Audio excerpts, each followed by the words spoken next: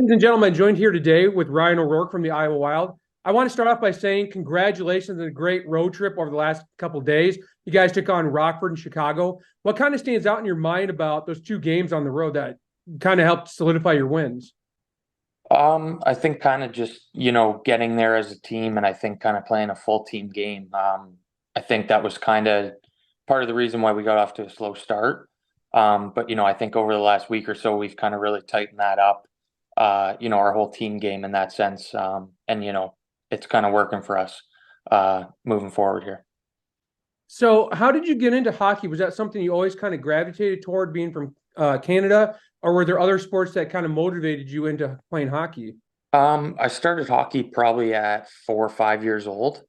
Played a little lacrosse when I was 10, 11-ish. Other than that, not really. It was kind of hockey all the way. And I kind of just did it really in the beginning because I enjoyed it.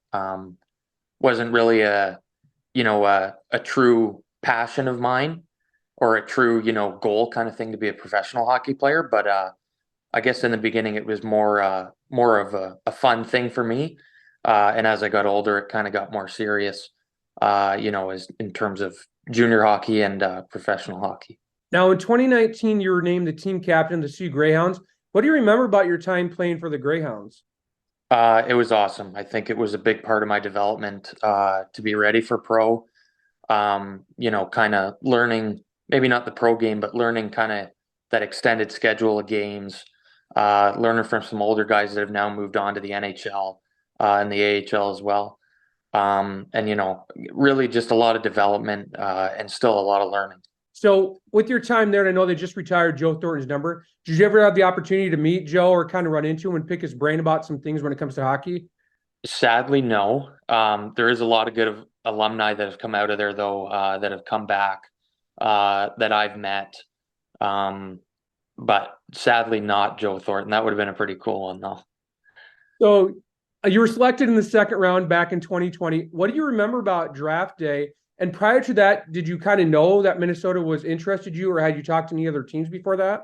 I can remember it was kind of right in the middle of COVID, so it wasn't really anything special. I remember sitting in the living room at my house, just with some family and some people around.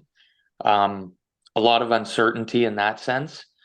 Um, and leading up to that, I hadn't really talked to Minnesota at all. There was really no questionnaire, no anything like that. So a bit of a surprise to me for sure when I heard my name called by them, but I mean, I was super, super happy. So, did you have any favorite teams growing up that you kind of watched, like Edmonton or Vancouver, any of those teams also? I was a big LA Kings fan. I really enjoyed Drew Doughty as a defenseman. So I kind of gravitated towards them just because of him. Is that kind of how you find that you kind of modify your game or kind of try to model it after them? I think for a while, yeah. I think another guy I kind of try to play like is Duncan Keith. Kind of a good, solid two-way defender, hard on D, and a little offensive here and there. But yeah, I think in the last few years, I've kind of watched him a bit and kind of tried to model my game kind of through him. Now, I know you spent some time on Tuesday. You guys got the opportunity to head over to the hospital. And one thing I've noticed quite a bit on the iWild page is just how much community involvement you have. It seems like you guys are out there quite a bit. And even this year, I know that you've spent some time with the junior crash course. What are some things that you kind of watch those youngsters on the ice that you see that they're gravitating towards, or some of those key things that they're using in the game? Or do you see anything that's kind of changed in those games as you watch those kids develop? I think just they bring you a lot of joy, really. I think they're good at putting a smile on your face. And it's kind of fun to see, some of them learn, some that may not be as familiar with hockey. Kind of watching them learn to skate really and kind of learn kind of all the little skills and tips that come with that. Again, I think it puts a big smile on your face, and it's kind of fun to see them develop, I guess, in that sense too. I have a couple of friends that are part of a fantasy hockey group, and so they've actually spent some time at the crash course, and they're always talking about, "Hey, Ryan took the time to stop and talk to us," and the kids absolutely love interacting with you and just the time that you spend with them. For sure. I think, a lot of kids look up to us in the sense that we're absolute superstars. And that's kind of cool for us too. having those kids and how many of them kind of look up to us and, ask us questions and, want us to do stuff with them. So again, it really puts a smile on your face that those kids are, so starstruck by you. So what advice do you have for any youngsters, like maybe 4 or 5 year olds, that want to kind of get into the game of hockey and maybe have never strapped on the skates before? I think the biggest thing is just to have fun. Really, again, like I said, it was for me, I really only played hockey because I thought it was fun. There wasn't really any pressure, there wasn't kind of any expectation like that. It was just something for me to do that was fun. And I think for some younger kids like that, it's you meet a lot of good people and you make a lot of good, long lasting friendships through hockey. And it kind of opens a lot of doors to, other things. Who's the biggest joker inside the Iowa Wild locker room? I'd probably have to say Sammy Walker or Adam Beckman. So both good guys. Have interviewed both of them, and they were absolutely just a joy to be around. Yeah. Is the official word in? Is Beckman the crash course president this year? He is. I won't say who I voted for. But yes, I think that's been confirmed now that he is the president. He is the president. So Yeah. So are you at least within the cabinet of the presidency? Yeah, you could say somewhat. What's been the most memorable thing so far this season as you guys are really kind of picking it up to, I believe, second or third place in those standings? What's been the most memorable thing that's stuck out to you this season? Um,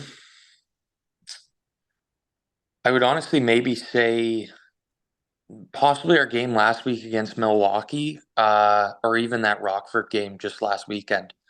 It kind of seemed like, early on, I guess it's early on in the year, but it kind of seemed like everybody had kind of clicked. And everybody's kind of bought in now to kind of the game we have to play. I think kind of over the last week or so, our practices have been really, really good, and I think again everybody's kind of just figuring that out and kind of dialing in our game really. So you've yet to make your NHL debut, but if you had your option, who would you like to take on and who would you like to get that first goal against? Ooh, um, I'd maybe say my hometown team, Toronto Maple Leafs. That would be pretty cool in Toronto. Yeah. Beating Austin Matthews back to the play there? Or? Yeah, that would be nice.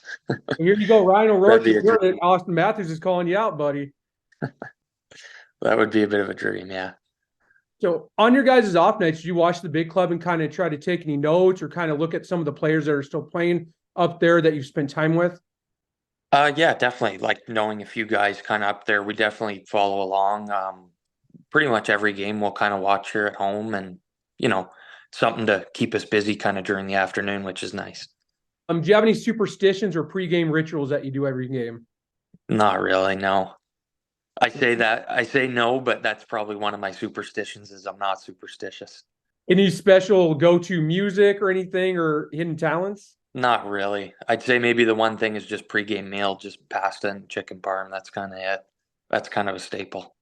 What do you want the Minnesota Wild fans to remember about you as they look towards the future and will eventually see you in that Minnesota Wild jersey?